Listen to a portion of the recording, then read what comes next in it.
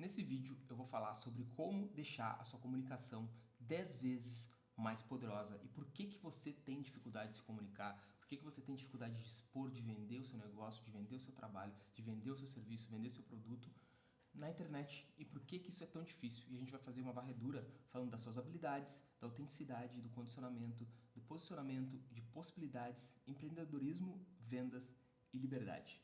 E no fim, como deixar a sua mensagem 10 vezes mais poderosa. Eu vou passar 2 exercícios para você, um de narrativa, de como você refinar a sua narrativa para conseguir fazer algo muito impactante, e outro exercício onde você vai fazer uma parada mais pessoal para conseguir extrair realmente o porquê que você faz aquilo que você faz.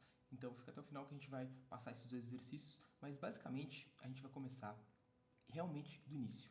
Por que é tão difícil se expor? Por que é tão difícil ser transparente e falar aquilo que você pensa de fato e realmente conseguir se posicionar e ser preciso, ser muito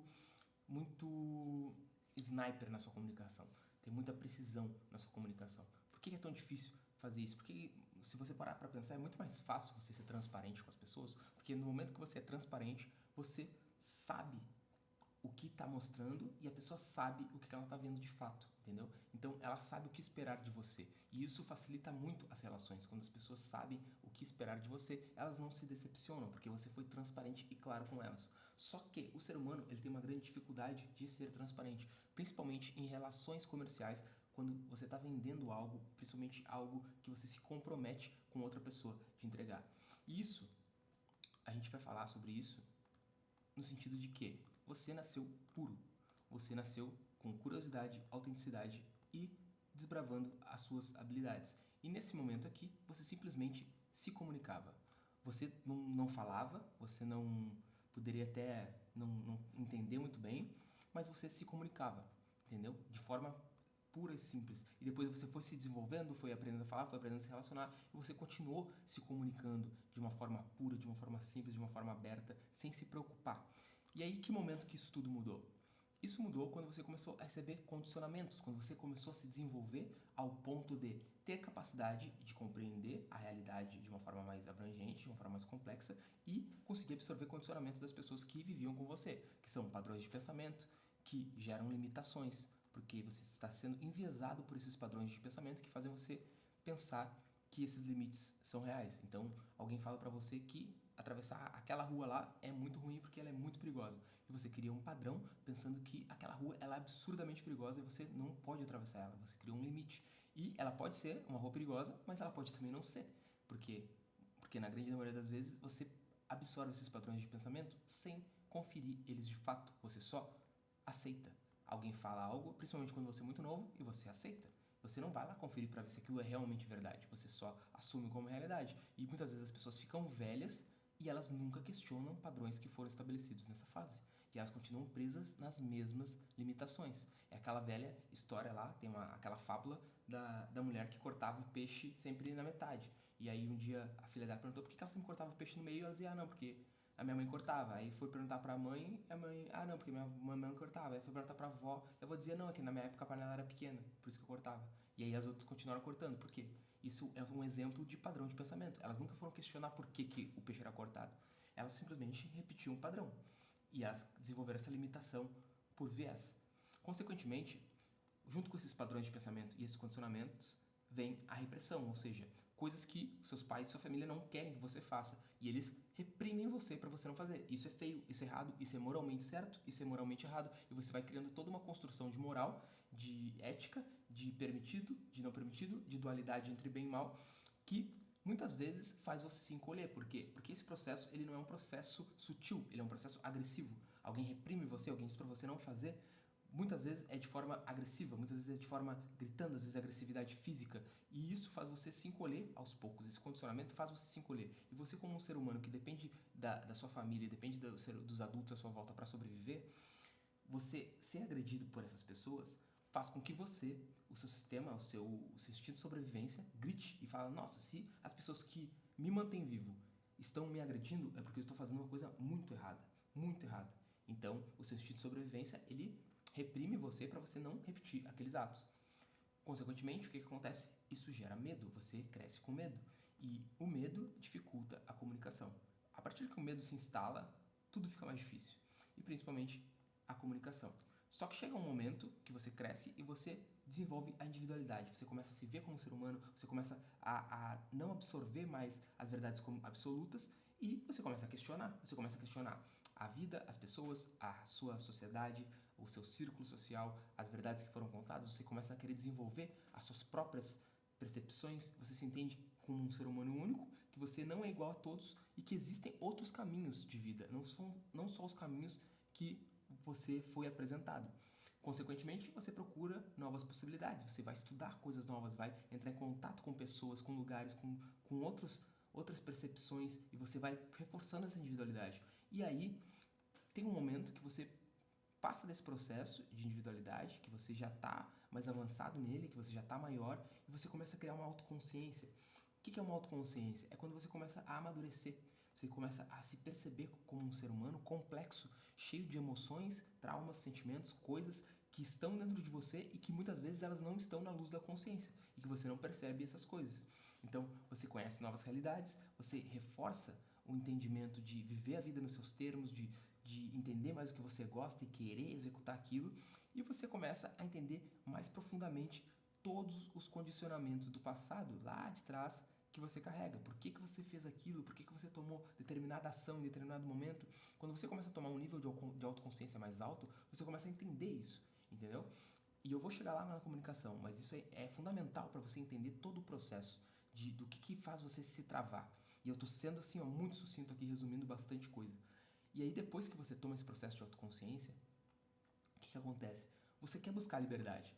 Porque eu acredito que desde esse processo aqui, ó, desde o início, quando você começa a desenvolver uma individualidade, lá no início da infância, você já está buscando a liberdade. Você já está buscando ser livre de alguma forma, colocar sua voz no mundo. Você está buscando impor a sua vontade de alguma maneira. Só que isso acontece de várias formas, você vai crescendo, vai criando consciência e chega um momento que você realmente quer ser livre. Você quer ser livre do sistema, você quer ser livre das pessoas que te reprimem de alguma forma, das pessoas que você não gosta, das pessoas que você não quer ter uma companhia.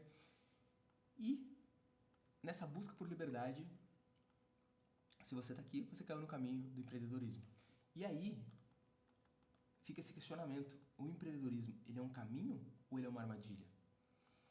Ele é uma saída ou ele é uma armadilha? Porque para muitas pessoas falar de empreendedorismo e liberdade é loucura. Por quê? Porque eu diria até que a maioria das pessoas vive uma vida que não tem nada a ver com ser livre, que é só incomodação, problema, falta de dinheiro e desgaste emocional, desgaste físico, doença, porque o trabalho de empreendedor ele é complexo, ele é difícil. Aqui no Brasil a gente tem várias outras dificuldades. Só que a gente não tem muita educação sobre isso. Então acaba sendo muito mais difícil empreender aqui, porque as pessoas não têm consciência do que é necessário para conseguir fazer as coisas certas. Mas, na minha opinião, eu vejo o empreendedorismo como um caminho, se você estiver disposto a aprender.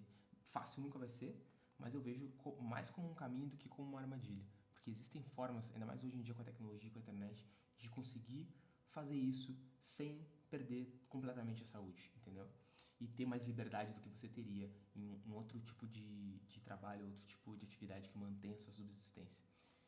Consequentemente, você vai empreender buscando liberdade e vai estudar sobre negócios, marketing, vendas, posicionamento, gestão e todas as coisas que você precisa para empreender, né? Se você não souber isso, é muito difícil você conseguir ter bastante sucesso, dependendo de alguns nichos específicos ou de alguns contatos, networking. Mas se você veio do zero e começa a empreender, você vai ter que aprender isso em algum momento, entendeu? Principalmente marketing e vendas. E, nesse processo de buscar liberdade, você vai construir uma visão nova de si mesmo. E aí que começa o lance da comunicação. Por quê? Porque lembra que eu falei que empreender é muito difícil? É um caminho, é uma armadilha? Consequentemente, você vai ter que trabalhar a si mesmo, porque vai ser difícil isso aqui. Então você vai aprender coisas novas, você vai aprender muito sobre si mesmo, você vai desenvolver sua inteligência emocional, você vai desenvolver novas habilidades e isso vai fazer com que você se torne uma pessoa mais desenvolvida. Consequentemente, você vai ter que construir uma visão de si mesmo, porque você vai pensar assim, eu não cheguei ainda onde eu quero chegar, que sei lá, digamos, eu quero ganhar 50 mil reais por mês, quero faturar na minha empresa 50 mil reais por mês. A pessoa que fatura 10 hoje, ela precisa se tornar a pessoa que fatura 50, porque essas pessoas são pessoas diferentes. Porque senão, a pessoa que fatura 10 estaria... Se ela fosse a mesma pessoa, a pessoa que fatura 10 estaria faturando 50. E o que eu quero dizer com isso, que são pessoas diferentes? Eu quero dizer que você vai ter que ter comportamentos, conhecimento e ações de uma pessoa que ganha 50 mil. E aí você vai ganhar 50 mil. Você vai ter que moldar o seu comportamento, mudar ele.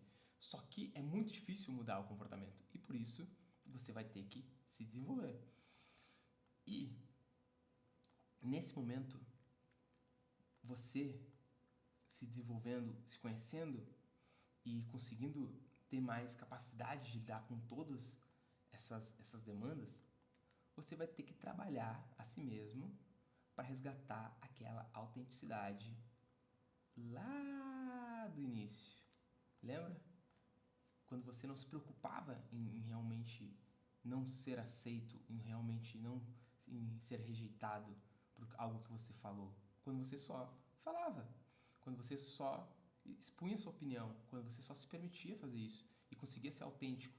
Por quê? Porque para você ter uma comunicação extremamente impactante, cara, a menos que você seja um psicopata ou que você queira ficar muito doente, você vai ter que ser autêntico. Você vai ter que falar o que pensa. Você vai ter que falar aquilo que realmente acredita.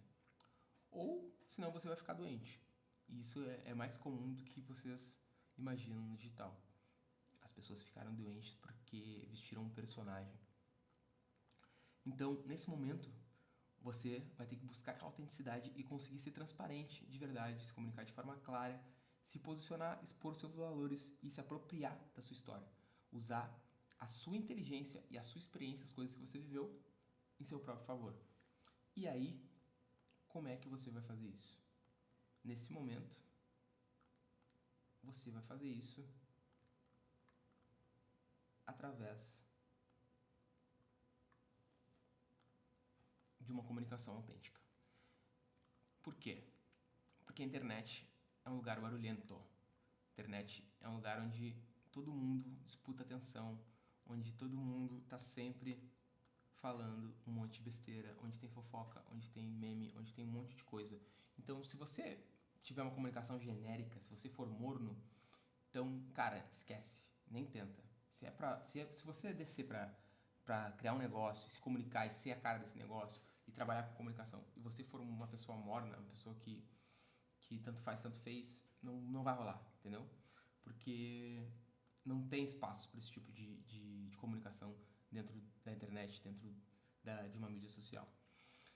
Se você quer criar uma voz impactante e que faça o seu conteúdo se destacar, que faça a sua mensagem se destacar, você tem que trazer elementos que outras pessoas não trazem. E existem vários elementos que são únicos, porque são elementos que são parte da sua experiência. Por isso que você tem que explorar isso. Explorar as coisas que você fez, as coisas que você conquistou, as coisas que você executou e as coisas que você aprendeu com isso. E ajudar outras pessoas nesse processo. É isso que é interessante, é isso que gera valor para elas. É a sua experiência e a forma que você vai conseguir ajudar elas através da sua experiência. E é isso que te torna único e que vai fazer a sua mensagem se diferenciar de todas as outras. Então, você vai ter que aprender sobre a parte técnica de marketing, copy, vendas, mas aprenda a usar os elementos únicos da sua personalidade, que vão ser o grande diferencial para construir uma marca forte, que são esses aspectos únicos da sua personalidade. E é isso que o Simon Sinek, que é um cara que é bem conhecido nos Estados Unidos, um grande líder empreendedor, que chama de começar pelo porquê. E o que é começar pelo porquê? Começar pelo porquê nada mais é do que esse desenho que ele fez, que é o Golden Circle, que é o porquê, o como e o quê. Basicamente, o que é? A grande maioria das empresas e das marcas, elas sabem muito bem qual é o que delas. O que é o quê? É o que elas vendem, o que elas entregam, o que elas fazem, qual é o serviço, qual é o produto. Toda empresa sabe disso. O como é como você faz. o que você faz? Qual é a sua operação? Entendeu? Quais são os processos que você faz para conseguir entregar aquilo? E a grande maioria das empresas também sabem isso, só as mais desorganizadas que não. Mas o porquê é o propósito. Por que você faz isso? Qual é o porquê da sua empresa? Por que ela existe de fato, além do dinheiro? E isso aqui, cara, muitas empresas, eu diria talvez até que a maioria, não fazem ideia, entendeu? E talvez seja por isso que só uma minoria prevalece. Porque as grandes empresas, todas as grandes empresas sabem muito bem o seu porquê, elas têm um porquê muito bem definido. Mas a maioria das outras empresas não tem. E isso faz a mensagem ficar mais fraca, né? Você ter um propósito, você ter um porquê por trás de tudo aquilo que você movimenta, de tudo aquilo que você faz a sua mensagem ser muito mais impactante. Mas, Igor, o que isso quer dizer? O porquê? Eu tenho que salvar o mundo, eu tenho que ajudar os pobres e tal e tudo mais. É isso? É um propósito grandioso? Que nem a Madre Teresa de Calcutá, o Martin Luther King? Cara, não, tem nada a ver com isso, tá?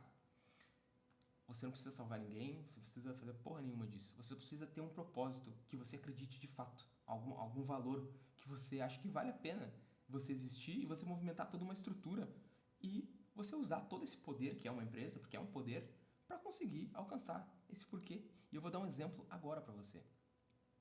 E existe um ótimo exemplo que é a própria Nike, que é a empresa mais poderosa do mundo em relação a esportes. Uma empresa que surgiu do nada, de um cara que não era rico, e que o cara ficou bilionário em uma geração só com essa empresa e fez ela se tornar a empresa de esportes mais conhecida do mundo. E como ele fez isso?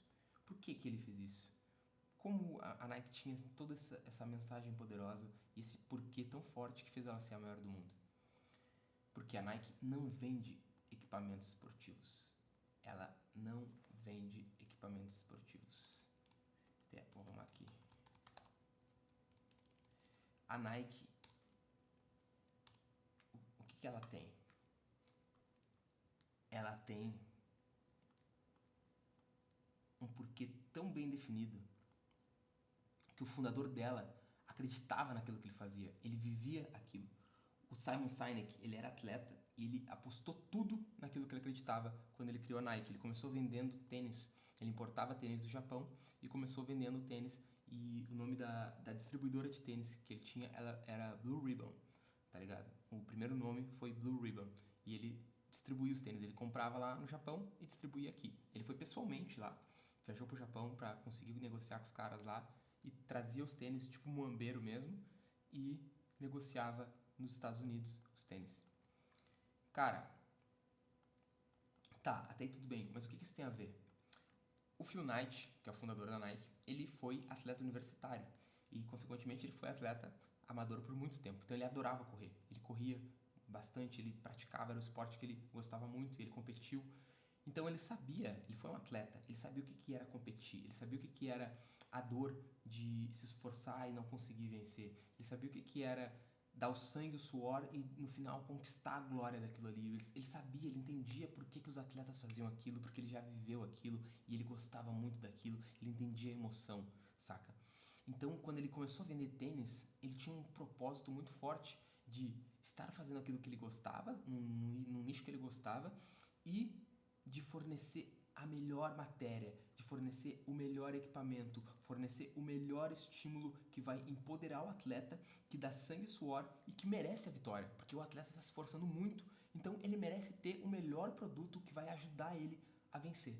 Então, por isso que a Nike é a marca da vitória. O Nike, ele é a deusa da vitória, né?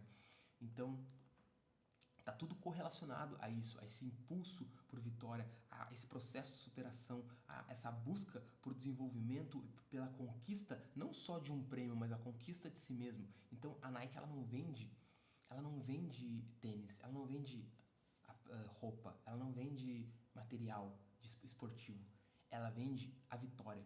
Ela vende a emoção, ela vende a competição, ela vende o esforço, ela vende a superação, ela vende o desenvolvimento dessas pessoas como atletas, como seres humanos, entendeu? Ela impulsiona essas pessoas. E aí, esse é o grande porquê da Nike.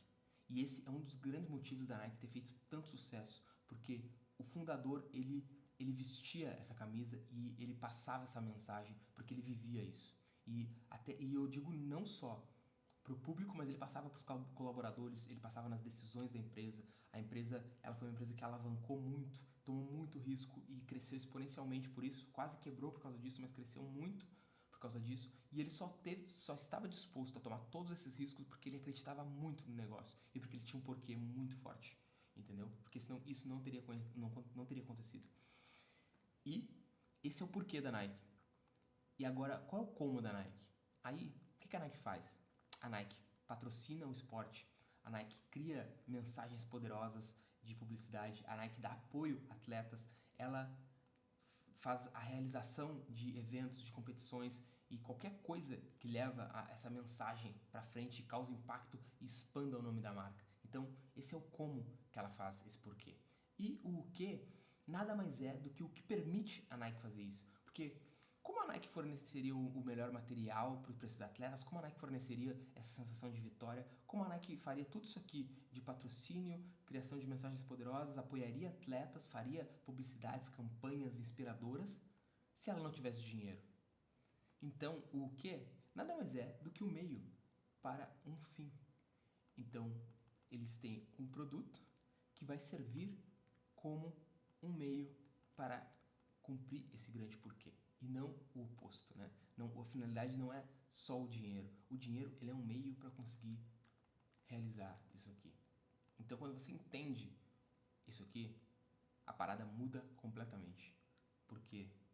Porque a mensagem, quando ela está alicerçada dentro de um porquê, ela fica extremamente mais poderosa, ela faz mais sentido para as pessoas que estão ouvindo e impacta essas pessoas. Quantas pessoas que vocês conhecem que não são muito fãs da Nike? Quantos corredores que vocês conhecem que só usam Nike? Porque a história deles é realmente fenomenal. E toda a cultura, tudo que eles construíram em volta desse run culture, que é a cultura de corrida, é muito forte. Eles estão muito bem posicionados nesse mercado, porque o porquê deles é muito forte. E aí você vai me perguntar, nossa, mas como que eu aplico isso? E, cara, não é tão difícil. Você pode procurar o livro de Simon Sinek em qualquer lugar tem para baixar na internet aí, começa pelo porquê. Mas você também pode só pesquisar esse exercício aqui e fazer ele, que você vai ter mais clareza.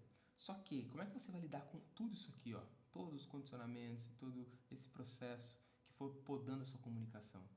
Então, tem 2 exercícios aqui.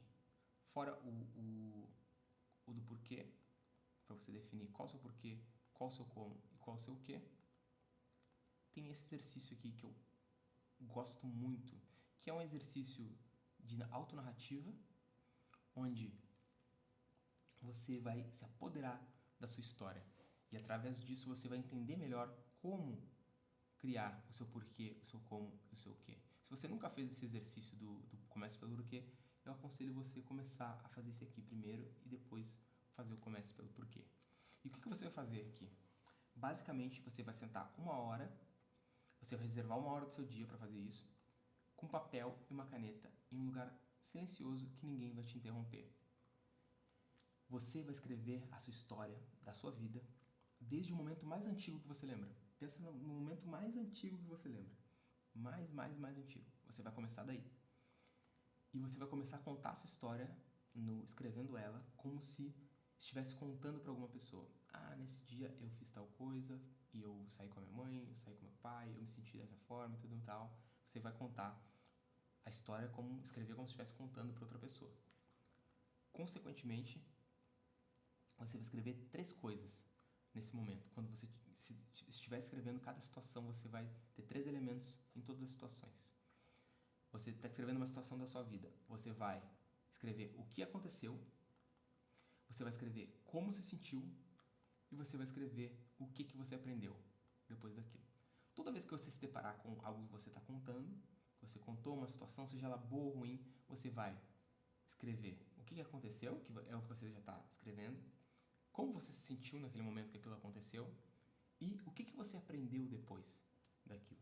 Então, enquanto você estiver escrevendo, você vai falando, tipo, aquele dia eu saí com a minha mãe e aí eu perdi o meu brinquedo na rua naquele dia eu me senti muito mal, mas também eu acabei aprendendo que eu deveria ter mais cuidado e tudo mais. E depois você vai ficando velho, outras experiências, e você vai repetir esse processo. O que aconteceu, como você se sentiu e o que você aprendeu. A ideia é que você faça essa narrativa da sua vida inteira, desde o momento mais antigo que você lembre até o dia de hoje. E sempre lembrando dessas perguntas. O que aconteceu, como você se sentiu e como você aprendeu. Eu vou deixar esse passo a passo aqui na descrição, mas não tem mistério, acho que foi muito bem explicado. E, cara, se prepare, porque esse exercício aqui ele é muito poderoso. Pode, talvez agora eu falando não pareça, mas ele é um exercício muito poderoso e é uma parada que é muito validada. Se vocês pesquisarem sobre James Pennebaker, vocês vão ler bastante sobre escrita expressiva, sobre a autoescrita, e isso é algo que tem um poder imenso, tanto pessoalmente, para você conseguir se fortalecer, quanto para quem quer criar uma comunicação impactante, para quem quer trabalhar com vender o seu produto, para quem quer divulgar o seu produto, para quem quer criar coisas. Então, eu aconselho você a executar esse exercício aqui e deixar seu comentário sobre o que você achou de toda essa estrutura. E depois que você fizer o exercício, volta aqui e comenta também o que você achou dele, qual foi o impacto que ele causou na sua vida. E com certeza, se você fizer esse exercício aqui, eu sei que você vai voltar. Porque isso aqui é impactante demais, velho. E eu quero ouvir o seu depoimento depois de ter feito esse exercício aqui. Então, deixa o teu like aqui, comenta e tamo junto até o próximo vídeo.